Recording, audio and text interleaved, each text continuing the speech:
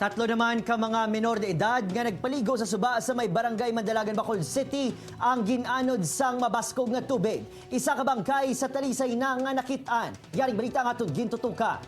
Pero mga ligo-ligo niya, bueno ko na yung kabalo. Nagahilibion sa kasubok kag kaugot ang amay nga si Gregorio sa kamatayon sang iya 16 anyos nga bata nga si Janeth. Sunod sa amay, nakasugdan sang bata siniupod ang anom ka mga abyan nga magpaligo sa suba sa barangay Mandalagan kahapon. Hindi ko ganyan mabato niya. Kung nga, kunwari lang ko, diba? Hindi ko na sugtan nga lingit eh. Gobra mo.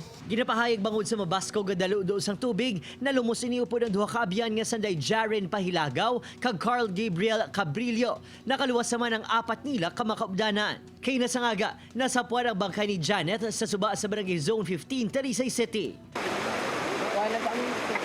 Ginapatihan gikan sa suba sa barangay Mandalagan. Ginanod sa mabaskog nga tubig ang mga biktima diri sa suba sa may barangay Matabaang, Talisay City. Nagapadayon pang search and retrieval operation sang Talisay CDRRMO sa duha pa ka mga biktima. Makita ta diri ang atong team ga search gyapon no kay kalapad sini nga suba kalaba.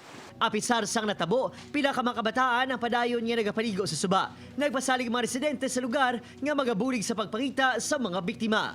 Ilalaan pag-abot nga kita nila gulog-alom sa bukid, hindi na dapat takas kit sila kay kabudlay subong sing sa suba.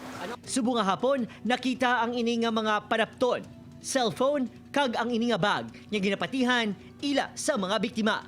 Upod kay Rinald Casilio, Adrian Prietos, 1 Western Visayas.